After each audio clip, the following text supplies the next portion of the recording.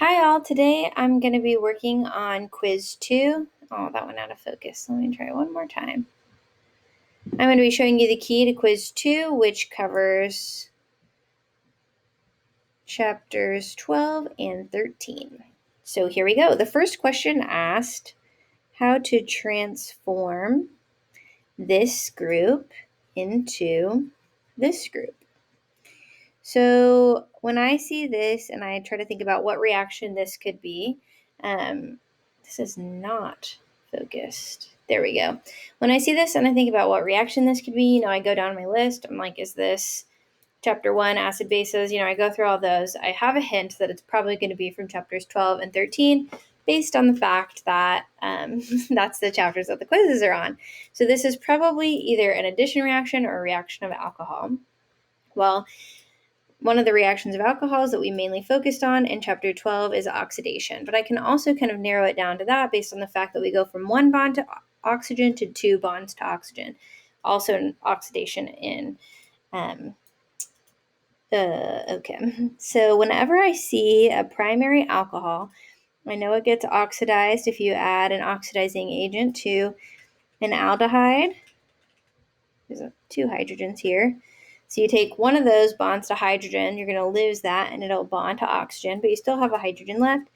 And then very rapidly, it's going to oxidize to a carboxylic acid if you have the right oxidizing agent. So then, with secondaries, they oxidize to ketone. There's 3 oxidizing reagents that I could use: Jones, PCC, or KMNO4. Those all accomplish oxidizing. So Jones reagent does all of this. It goes all the way to carboxylic acid, primary to carboxylic acid, and it also has a characteristic color change that will make it go, it turns from green or from orange to green when it reacts. That's kind of what makes Jones reagent special. PCC actually stops at aldehyde. That's what makes PCC special, is it stops at aldehyde. So Jones reagent, what makes it special, it goes all the way to carboxylic acid and it has a color change. PCC stops at aldehyde with a primary, and that's all it can do. It can't go all the way to the carboxylic acid.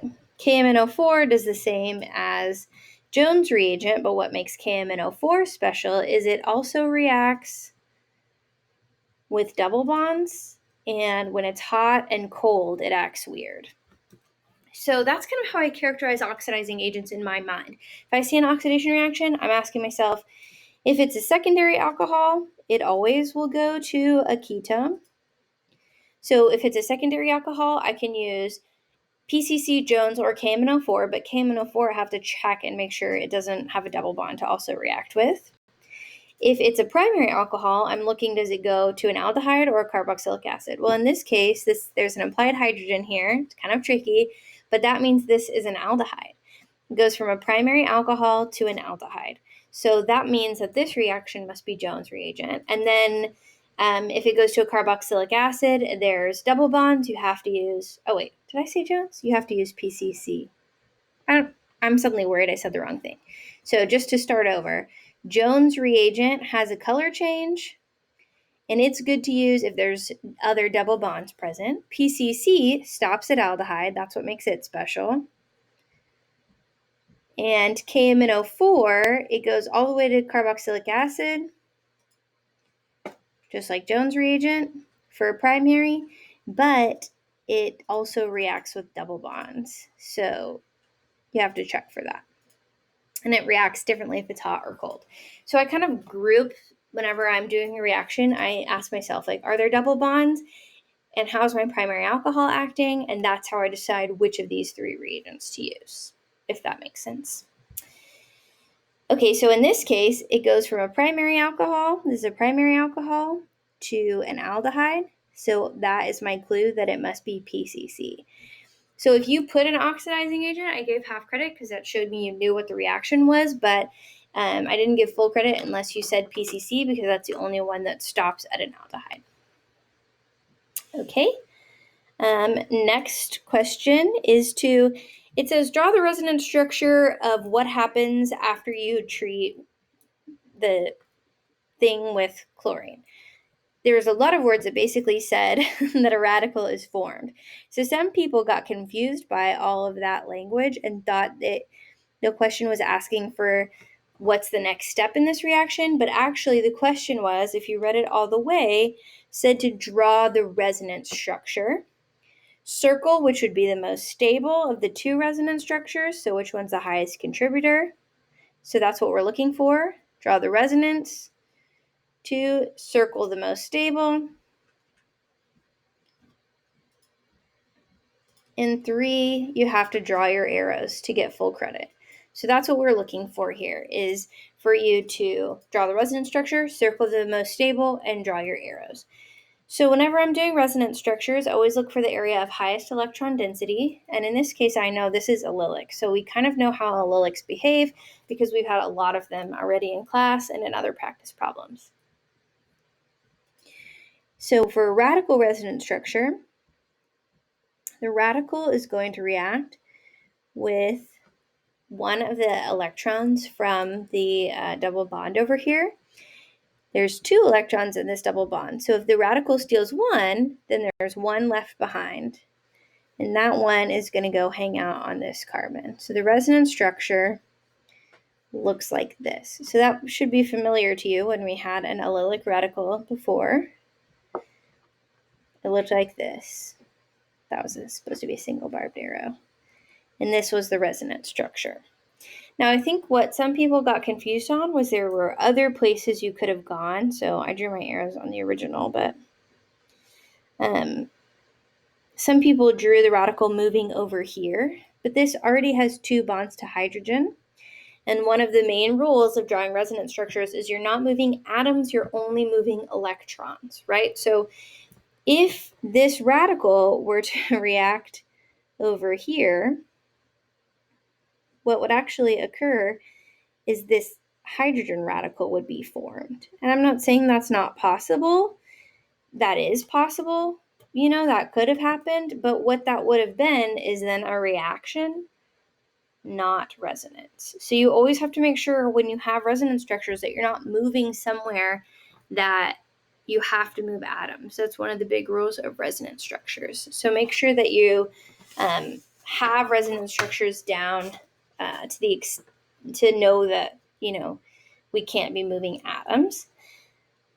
So really what we're looking for was these arrows to know that you understand that one electron moves to form a bond, the other electron from this double bond forms a bond, and that means one electron is left behind. Basically the exact same arrows as in an allylic, just with different substitutions around it.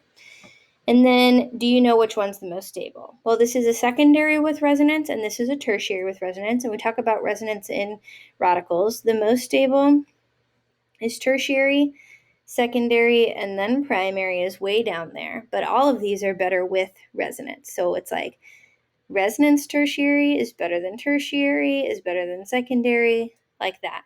So both of these have resonance, so then tertiary with resonance must be better than secondary with resonance. So this would be the more stable. So that's what we're looking for. Draw the resonance structure, draw the arrows to get to that resonance structure, and then circle the most stable. Okay. And then question number 3 was actually just a 1 for addition, but in a new structure. So whenever, again, I'm doing a reaction and I don't know what the product is going to be, I go through and ask myself, is this a acid-base reaction? Well, there's an acid, but there's not a clear base, so no. Is this a substitution or elimination reaction? We don't have a good leaving groups room, no. Is this an addition reaction? Well, there is a double bond and there's an HBr, so maybe this is an addition reaction. But you have to add to your list of things that you have going on in your mind. I think maybe this isn't staying in focus because the camera's not exactly even, so let me try that. That's a little bit better. Not great though. Okay. So with this addition reaction,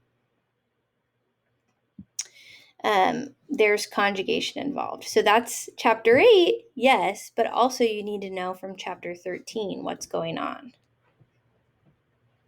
Let me see.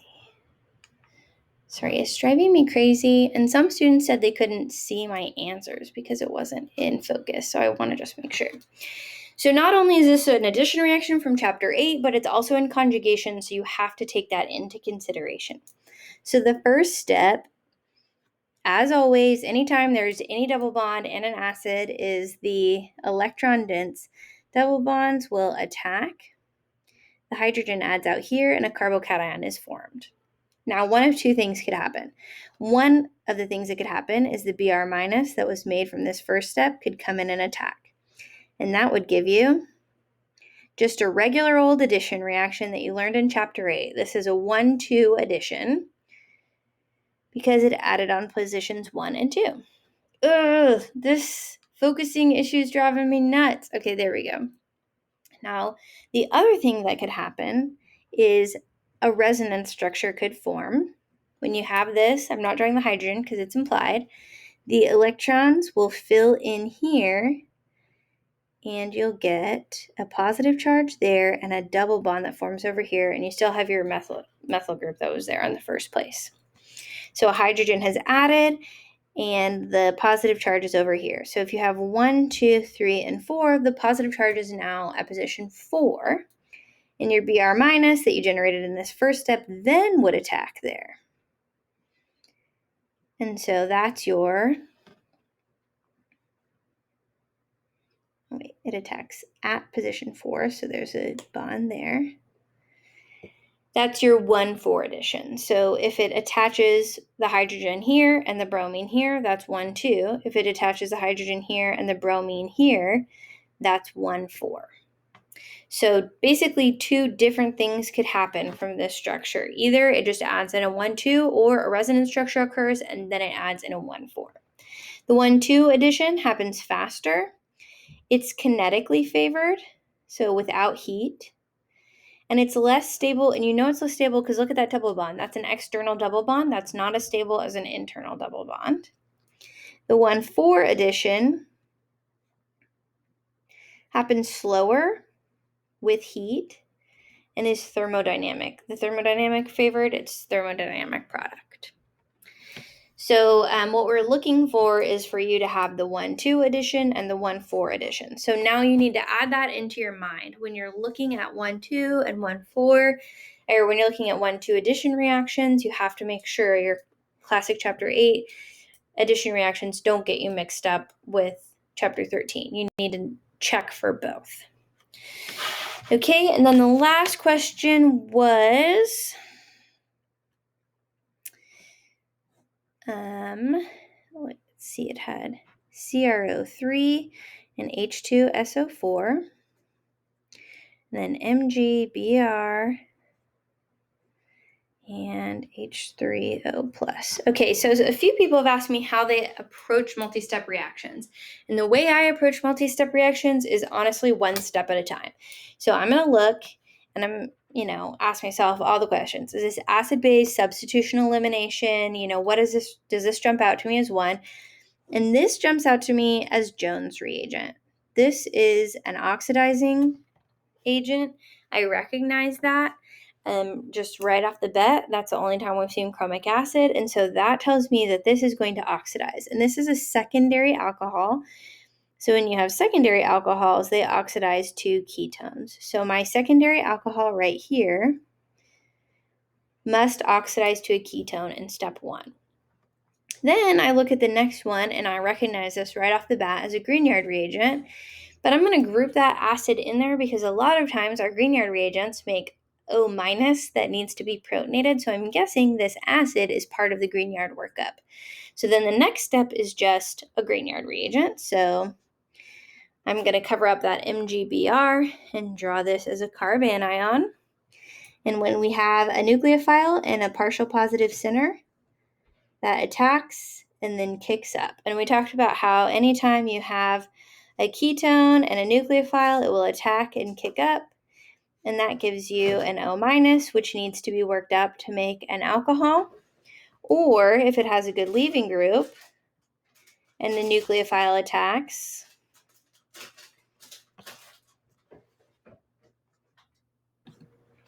So if you have the good leaving group and it attacks, you get your O minus, your nucleophile has added, but in this case, you have the opportunity for recovery. So those are the only two reactions really that happen. And then, the leaving group is left, sorry. And then the nucleophile can attack again if you have that in excess. So that would be the only two reactions you really get with your carbonyl carbons and a nucleophile. So in this case, there's not a good leaving group, so this will attack and kick up, and that will be the only thing that happens. So you have your O minus, and then your nucleophile, 1, 2, 3.